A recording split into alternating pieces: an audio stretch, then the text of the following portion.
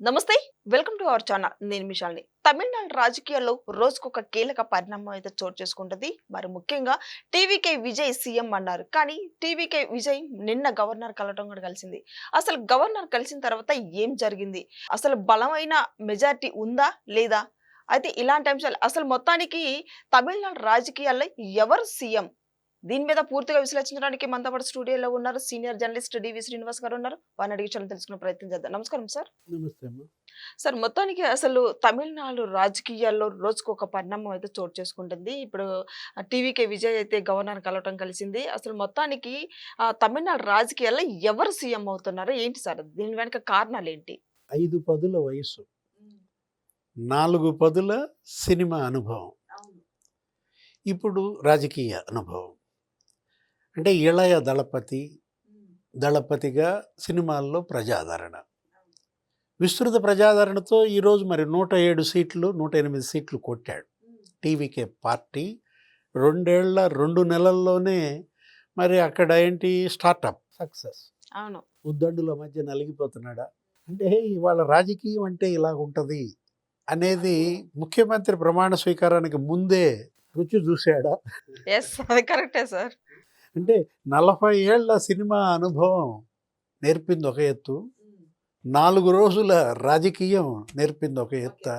అంటే అటు స్టాలిన్, కాకలు తీరిన ఉద్దండు డిఎంకే, లేకపోతే పళనిస్వామి అన్నా డిఎంకే, లేకపోతే బీజేపీ, ప్రధాని మోడీ, అమిత్ షా, ఈ గవర్నర్లు, రాహుల్ గాంధీ, కాంగ్రెస్ పార్టీ, కమ్యూనిస్టులు, అసలు ఉద్దండుల మధ్య ఇది కదా రాజకీయం. ఇవాళ దేశంలో ఉన్న ప్రజలందరి దృష్టి, దేశం కాదు ప్రపంచవ్యాప్తంగా ఉన్న భారతీయులందరి కన్ను తమిళ పాలిటిక్స్ పై. ఎవరు సీఎం అవుతారు? విజయ్ అనే నేను తమిళనాడు ముఖ్యమంత్రిగా మాట వినపడుద్దా లేదా? మార్మోగుతుందా లేదా? అటు విజయ్ అభిమానుల్లో, ఆ టీవీకే నాయకుల్లో, కార్యకర్తల్లో, తమిళ ప్రజల్లో దీన్ని అడ్డం పెట్టుకుని ఇప్పుడు తమిళ వాదాన్ని రెచ్చగొట్టాలని చూస్తున్నారు. ఇదేంటి? ఇది కేంద్ర పెద్దలు లేకపోతే గవర్నరు కలిసి ఏదో చేస్తున్నారు, గూడుపుట అని విజయ్ని కానీయకుండా చేస్తున్నారంటూ అసలు నిరసనలకు కూడా దిగారు. గమ్మత్తు ఏంటంటే కాంగ్రెస్ పార్టీ ఇప్పుడు రాష్ట్ర వ్యాప్త నిరసనలకు పిలిపించింది. వాళ్ళు ఎంతమంది ఎమ్మెల్యేలు ఉన్నారు? 5. ఇప్పుడు మీరు ఎందుకని, ఇప్పుడు యాక్చువల్గా విజయ్ ఏం చేశాడంటే ఎన్నికలకు ముందే కాంగ్రెస్ని పొత్తు ప్రపోజల్ చేశాడట. కానీ అప్పుడు డిఎంకే నుంచి రావడానికి రాహుల్ గాంధీ, సుతరాము అంగీకరించాల. ఎందుకంటే ఇండియా కూటమిలో మరి అప్పుడు స్టాలిన్ ప్రధాన భూమిక. మరి స్టాలిన్తో స్నేహం, పొత్తు, అంటే అప్పుడే మేము కనుక విజయ్తో కనుక పొత్తు పెట్టుకుంటే ఈ 5 50 అయ్యాయి అని ఇప్పుడు కాంగ్రెస్లో అంతర్మథనం. అసలు రాజ్భవన్ దగ్గర మరి ఈయన అభిమానులు కూడా నిరసనలు తెలియజేస్తున్నారు. ఇప్పుడు గవర్నర్ చేసిన తప్పేంటి? ఆయన ఏమంటున్నారు, సింగిల్ లార్జెస్ట్ పార్టీ కరెక్టే, కానీ మ్యాజిక్ ఫిగర్ 118 నాకు పేపర్ మీద చూపించండి, మద్దతు లేఖలు ఇస్తే చాలు, నేనేమి మిమ్మల్ని నా పేరాడ్ చేయమని అడగటల్లా ఛాంబర్ ముందు అని ఆయన స్పష్టంగా చెప్తున్నారు.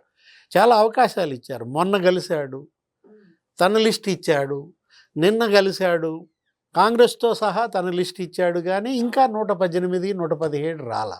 ఇప్పుడు కమ్యూనిస్టుల పాత్ర. నిన్న స్టాలిన్ మీటింగ్ పెట్టాడు. నిన్న స్టాలిన్ ఏంటి, ఇండియా కూటమి మీటింగు, కాంగ్రెస్ పై మండిపడ్డాడు. మళ్ళా కాంగ్రెస్ మాకు వెన్నుపోటు పొడిచింది, ఇండియా కూటమి ఇంతటితో స్మాష్ అన్నాడు స్టాలిన్. అనడమే కాదు, సిపిఐ, సిపిఎం, వీసీకే వాళ్ళు వచ్చారు. మమ్మల్ని ఏం చేయమంటారు, మేము కాంగ్రెస్ లాగా దులుపుకుని వెళ్ళలేం, మీరు మీ ద్వారా మేము గెలిచామంటూ వాళ్ళు అడిగారు. మీ ఇష్టం, మీకు స్వేచ్ఛ ఉందన్నాడు. అంటే ఒక రకంగా స్టాలినే వాళ్ళని వెళ్ళి విజయ్కి బలపరచమన్నాడా? ఇప్పుడు ఈరోజు ఏది, నిన్నేమో ఢిల్లీలో కమ్యూనిస్టులు చర్చించుకున్నారు, సిపిఐ, సిపిఎం. ఇవాళ రాష్ట్ర పార్టీ సిపిఐ, సిపిఎం, ఆ వీసీకే 3 రోళ్ళు 6 ఉన్నారు. ఆ 6 ఇస్తే జాలిక మ్యాజిక్ ఫిగర్కి చేరతాడు. 6, 5, 11. అతను ఆ 11 వెనుకబాటు కాబట్టి ఇప్పుడు ఆ 3 పార్టీలు ఈరోజు లేఖలు ఇస్తే ఇక రేపే విజయ్ అనే నేను ఇవ్వకపోతే అన్నా డిఎంకే, ఎవరు ఆయన మరి పళనిస్వామి ఇక రిసార్ట్ వద్దు బయటకు వచ్చేయండి అన్నాడంట. అసలు ఆయన ఏంటి ఎన్డీఏ కూటమి నుంచి బయటకు వచ్చేస్తోంది అంటున్నారు. అంటే బీజేపీని వదిలేసి ఏడీఎంకే కూడా ఇవాళ మరి అసలు అన్నా డిఎంకేని గనక ఇస్తే ఈ గోల ఉండదు. ఆల్రెడీ వాళ్ళు 47 ఏమున్నారు, అసలు సుస్థిర ప్రభుత్వం ఏర్పడుతుంది. కాకపోతే పళనిస్వామి ఏమన్నారు, నాకు డిప్యూటీ సీఎం ఇవ్వాలి, 5 మంత్రి పదవులు ఇవ్వాలి, ఏదో ప్రపోజల్ ఆయన పెట్టాడని. విజయ్ ఏమో 4 మంత్రి పదవులు ఇవ్వడానికి సిద్ధపడిన డిప్యూటీ సీఎం అనే మాట అనగానే అతను చాలా విముఖంగా ఉన్నాడని, తిరస్కరించాడని, అది ఆ ప్రపోజల్ అలా అది భంగపడిందని. ఈ లోపు అసలు ఏడీఎంకే చీలిక అంటున్నారు. ఎవరో షణ్ముఖం అనే ఆయన అసలు నిన్న ఢిల్లీ వెళ్ళిపోయాడంట. ఆయన చేతిలో ఒక 20 మంది ఉన్నారంటున్నారు. ఇప్పుడు అతను రాజ్యసభ సభ్యుడు, గతంలో మంత్రిగా చేశాడు, ఇప్పుడు ఎమ్మెల్యేగా గెలిచాడు. ఎంతో తొందరపడి ఇప్పుడు వెళ్ళి రాజ్యసభ రిజైన్ చేయాల్సిన అవసరం లేదు కదా. అక్కడ ఏమన్నా బీజేపీ పెద్దలను కలిశాడా, చర్చించారా? ఇప్పుడు ఇక్కడ బీజేపీ ఏంటమ్మా, ఒక సీటే గెలిచింది, ఊటీయో ఎక్కడో గెలిచింది. ఇప్పుడు ఇంకా బీజేపీ ఏం రాజకీయం చేస్తుంది ఇక్కడ? వాళ్ళు అసలు తమిళనాడు గురించి పట్టించుకోవటంలా. వాళ్ళు యాక్చువల్గా వెస్ట్ బెంగాల్ వాళ్ళది. అవును, అక్కడ పండగ చేసుకుంటున్నారు. అక్కడ మమత కోట కూల్చారు, ఆనందంలో వాళ్ళు ఉన్నారు. ఇప్పుడు గవర్నర్ ఏమంటున్నాడు, single largest party, failure experiment. గతంలో దెబ్బతిన్నారు. వాజ్పేయి ఆ రోజు ప్రధానిగా శంకర్ దయాళ్ శర్మ ప్రమాణ స్వీకారం చేపిస్తే 13 రోజుల్లో పడిపోయారు 96లో. ఆ తర్వాత కూడా కేఆర్ నారాయణన్ రాష్ట్రపతిగా, మళ్ళా సింగిల్ లార్జెస్ట్ పార్టీగా బీజేపీ వాజ్పేయినే ప్రధానిగా చేస్తే 13 నెలల్లో కుప్పకూలింది. జయలలిత మద్దతు ఉపసంహరించారు. అంటే 13 రోజులు, 13 నెలలు సుస్థిర ప్రభుత్వాలు రావాలి కదా. అది కదా రాష్ట్రపతి కోరుకున్నా, గవర్నరు కోరుకున్నా. లేకపోతే యడ్యూరప్ప అక్కడ జరిగింది చూసాం. ఎక్కడ అసలు పోస్ట్ అలయన్స్ కుమారస్వామి కాంగ్రెస్ మరి మ్యాజిక్ ఫిగర్ కన్నా చాలా ఎక్కువ చూపించారు ఎమ్మెల్యేలు. కానీ సింగిల్ లార్జెస్ట్ పార్టీగా ఏం చేశారు, యడ్యూరప్పని పిలిస్తే ఫెయిల్యూర్, 4 రోజుల్లో కుప్పకూలింది. ఇప్పుడు ఇక్కడ మణిపూర్లో కానీ లేకపోతే గోవాలో కానీ, అసలు ఇది గోవాయే. ఇప్పుడు గవర్నర్ ఇప్పుడు రాజేందర్ విశ్వనాథ్ అర్లుకర్, ఈయన అక్కడే ఎక్కడ గోవా నుంచి వచ్చిన ఆయన. ఇప్పుడు ఆ గోవాలో మనోహర్ పాటికర్ గతంలో కేంద్ర మంత్రిగా చేశాడు, గోవా ముఖ్యమంత్రిగా.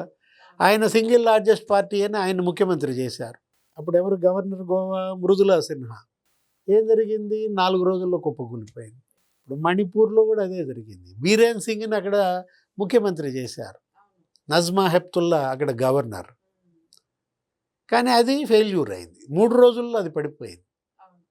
సింగిల్ లార్జెస్ట్ పార్టీ వీటన్నిటి అనుభవాల దృష్ట్యా అదేంటి, అదొక ఫెయిల్యూర్ ఎక్స్పెరిమెంట్గా మారుతున్న పరిస్థితుల్లో ఇప్పుడు విజయన్ గవాలను పిలిచి, ఇప్పుడు విశ్వాస పరీక్షకి మరి రుజువు చేసుకోమని 14 రోజులు గడువు ఇచ్చిన అతను ఏంటి ఫెయిల్ అయ్యాడనుకో, అత్యవసర పరిస్థితి, రాష్ట్రపతి పాలన పెట్టాలా, లేదు మళ్ళీ మధ్యంతర ఎన్నికలకు వెళ్ళాలా, ప్రజలు సిద్ధంగా ఉంటారా? మొన్న ఎన్నికలు, మళ్ళా ఎన్నికలు, అంటే 6 నెలలు.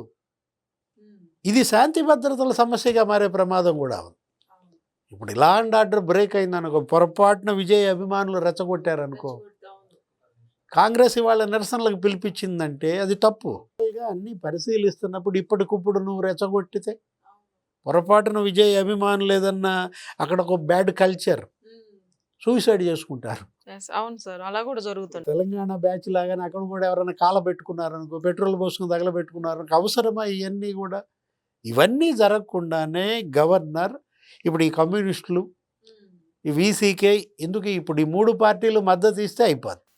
మరి చూడాలి రేపు ఏం జరుగుద్ది, ఎల్లుండి ఏం జరుగుద్ది. ఇంకా 2 రోజుల గడువు ఉన్నటువంటి పరిస్థితుల్లో విజయ్కి మాత్రం ఏది ఆరంభంలోనే రాజకీయం అంటే ఏంటి, ఇంత క్లిష్టమా రాజకీయం, లేదు ఇంత సంక్లిష్టమా పాలిటిక్స్.